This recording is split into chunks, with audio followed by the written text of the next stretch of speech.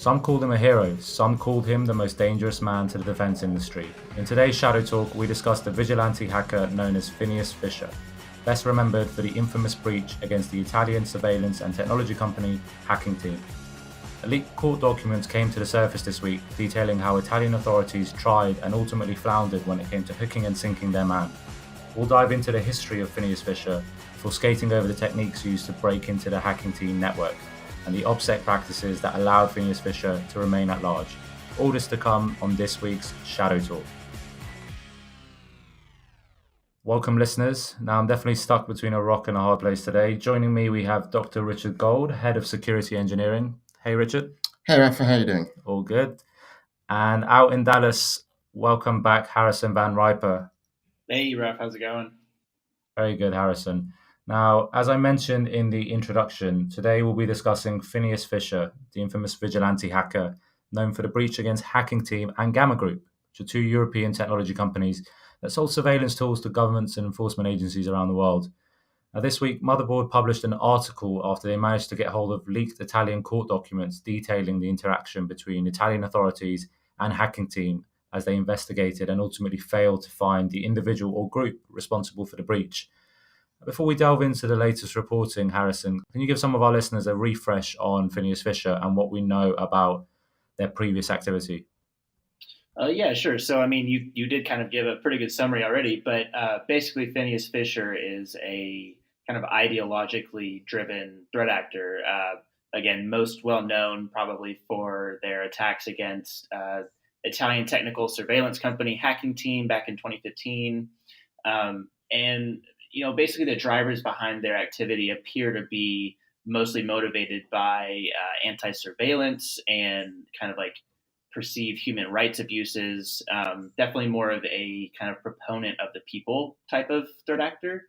So then in January 2017, there was this report that came out that Spanish police had arrested several members of Phineas Fisher. And basically, a couple weeks later, the persona resurfaced online, basically saying like, "Oh no, we didn't get arrested, and we're kind of alive and free and clear." And so, there's been this kind of back and forth for a while. It's been kind of quiet, but like you said, this new article has come up from Motherboard just this week and kind of resurfaced more discussion around Phineas Fisher. Thanks for that, Harrison. And yeah, you mentioned the Hacking Team breach. A few months following that breach, Phineas Fisher actually released a detailed step-by-step post-mortem of how they managed to conduct that particular attack.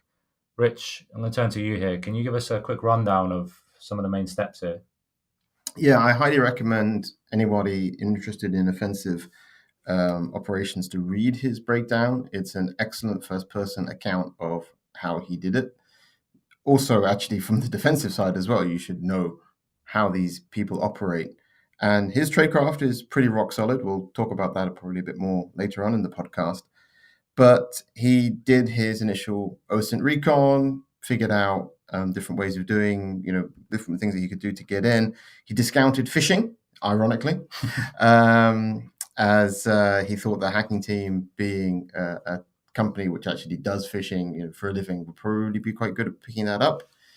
Based on what transpired afterwards, probably he was being overly generous in his assessment. So he found a VPN server and decided to write his own O-Day for it, use that as a beachhead into the organization, moved around inside. Now, what's some interesting details in the new report, they say that the VPN firewall was out of date. So this is an interesting nuance. So they say it was an out of date. They had a modern one, but they had to keep the old one up because a single employee couldn't be bothered to install a software update, apparently. Now, that's kind of interesting because immediately people will latch on to, it was old and out of date. But if there's no exploit for it, then that doesn't really help you. So the fact that he still had to go through the whole process of writing an exploit shows that you still have to do that. It was probably easier if it was an older, out-of-date one, less operating system mitigations and this kind of thing, maybe more bugs. But you still had to do quite a bit of legwork for that. Then there was a a sort of secured internal network inside of Hacking Team where they kept all of the source code for their surveillance tools. And there was a bridge between those two networks that he eventually found his way into. And that's how he pulled all the stuff out. Now, they say again in this new article, they say the bridge was installed because people couldn't be bothered to go from one floor to the other in the office. Yeah, so I read that as well. This piqued my interest as well. I mean, it sounds like pure laziness on the part of the administrators, but I was wondering, is there a legitimate reason for building a bridge between these two networks? So for those of you who haven't read it, the source code was inside the development network, which is the most sensitive area of the company. And then Hacking Team had installed a bridge system between that network and the sales or commercial network. So yeah, my question to you, Rich, is there actually a legitimate reason for doing that? Or is it just laziness on the part of Hacking Team? Well, it's probably a bit of both, but at the same time, if you have a network where you have all of the stuff that you're developing, eventually you've got to take it out of there, right? That's the thing which people often misunderstand when it comes to air gaps, is that okay, so you've got all of your machines, so you've put them all in your network is unplugged from the rest of the internet or the rest of even the corporate environment, and you're doing your work. Okay, you're developing your super stealthy secret squirrel nation state hacking tools. Well, you've got to deploy them at some point, which means you've got to take them out of the network, which means it's not air gapped. I mean, an air gap is, as the joke goes, is just a very high latency network. It's just, you've got to have some connectivity, especially these days. You can't run it completely without any connectivity.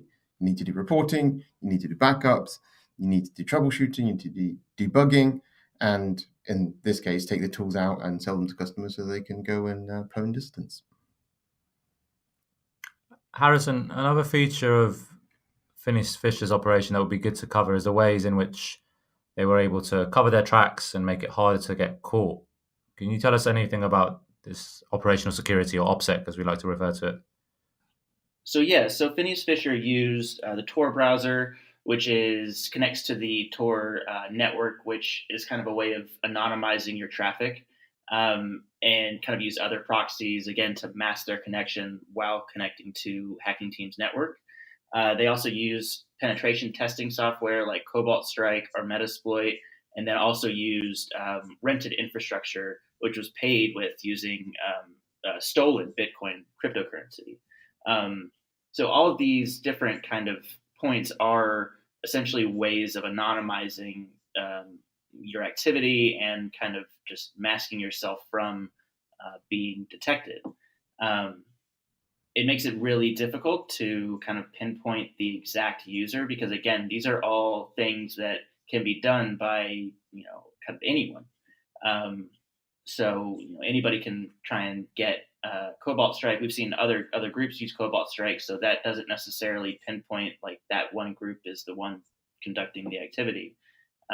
So it makes it very difficult to identify who is actually using it. I think it's interesting here, right, that Phineas Fisher is clearly somebody who's operating under the assumption that a loss of anonymity is considered to be a very serious thing because they're effectively a criminal breaking the law. Despite their professed motivations, that's how at least the law would see it, certainly in Italy. So they take that kind of stealth aspect to it very, very seriously. And you can see it's reflected in the OPSEC. And although we, often laugh at like nation state hackers who, make ridiculous OPSEC mistakes, there's also no pressure on them. Like if you're a North Korean nation state hacker, like we saw with the ones who were indicted in the lone North Korean programmer, the chances of this person actually ever coming even close to the American law enforcement community is pretty low. So they can make lazy OPSEC mistakes because it just doesn't matter. But you see when there's that sort of selection pressure on an individual or a team to really stay below the radar, then you see good OPSEC, then you see good tradecraft. And I think the stolen Bitcoin is a really interesting one for me because we've seen that a lot with people expecting Bitcoin to kind of be anonymous and behaving as if Bitcoin was anonymous and then, of course, getting picked up. But stealing other people's Bitcoin, that makes the trail a lot harder to follow. So what was the difference here? You say people usually assume, okay, I'll just use Bitcoin, that gives me anonymous. What's the difference here? So the difference is that usually, you can find, for example, that people are, like they did with Ross Ulbricht, right? He had a forum posting and he left his Bitcoin address in there. This is Ross Ulbricht, the creator of Silk Road. Right? Exactly. Yeah. That's one example, or, but people can tie the wallet to themselves in some way. Now, this wallet in particular was already attributed to an American citizen named John Davachi. And so this, he was already known to be the person who owned this Bitcoin because it was from this website called buybitcoins.com. So there had already been some kind of paper trail, quote unquote, somewhere that people had an assumption that this identity, this real world identity, was linked to these Bitcoins. So when Phineas Fisher, one in the group or whoever it was, got access to these Bitcoin, they were taking on this person's identity, like using a stolen credit card. Really, it's nothing more, nothing different than that. But as a way for obscuring your identity, it's pretty effective. And Rich, you were actually saying earlier when we were talking about this, is how this attack and the investigation itself, it's a good example of how there are limitations to what law enforcement can actually do. And that maybe organizations that experience something like a breach, there's certain considerations they need to take into account before actually proceeding with launching an investigation or launching any type of proceeding. Yeah, I think it's just about setting expectations that, there are threat actors out there who have good OPSEC, and it's going to be difficult to prosecute them. So one of them might be the nation state side of things, where you can't file an indictment against North Korea, they don't have an extradition treaty, or in this case where you just simply can't find the individual in question. Now, if I remember from his guide, he was saying that he would use Tor, not the Tor browser, but just the Tor network itself, to SSH into a machine that he rented with the stolen Bitcoin. So already you can see, right? You can't see if you captured that machine, it's a rented machine. The names and addresses that were used to register it would be false. The Bitcoin that was used to buy it would be stolen. So that identity it was linked to is not the real identity. And then coming in only through Tor means that you can't trace back where that connection came in from. And then he would use like a second level redirector, like the listening posts from the NSA when we saw them in the shadow brokers breach. So only the hacked servers would ever be seen communicating with the target. So you would redirect the traffic through the hack machines to the machine bought with the stolen Bitcoin. So there's multiple levels of indirection. There's, defense in depth, if you want to think of it in that way, anonymity in depth. And yeah, that's a tough nut to crack. Yeah, I mean, I think it's a good point bringing up the limitations of law enforcement in general. I mean, not to pose a question that we don't necessarily have the answer to, but Rich, from kind of a network defender's point of view, what can law enforcement do in a situation like this when you have kind of extremely good OPSEC? It's not necessarily from a nation state; it could just be a cyber criminal in general. How would law enforcement kind of proceed in that area? Well, as usual, the saying is, it's always too late for OPSEC. So probably he made a mistake somewhere, but it just hasn't been found. It's almost impossible to operate without any mistakes. It's just how small are the other mistakes, or how big are the mistakes, and whether or not they can be found. It also depends on the organization doing the hunting. Not all law enforcement agencies are equal, I suppose, in terms of capability. Yeah, it's resource intensive, this type of activity. It's the type of appetite they might have. I'll add it here. In December last year, prosecutors asked for the case to be dropped because they argue that they followed all the leads that they could. They couldn't solve the mystery of Phineas Fisher's identity. And then in early July, an Italian judge actually then came out and ruled that they were going to shut down the investigation, just because it's just like, this is just a waste of resources now, to the point that we've exhausted all the avenues that we can until there's something new that we can maybe reopen the investigation with.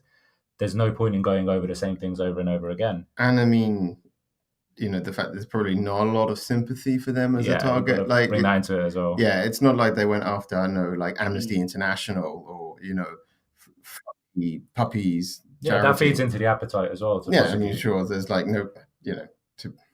nobody really cares. Let's put it that way. I think that plays a large part of it, and also the nature of the crime. I mean, it wasn't destroying for money. It wasn't that kind of criminal endeavor. So it's going to be a tough one for them to get the sort of motivation or the momentum behind the investigation to make it carry on. I mean, as I say, especially as it doesn't look like he made any obvious mistakes.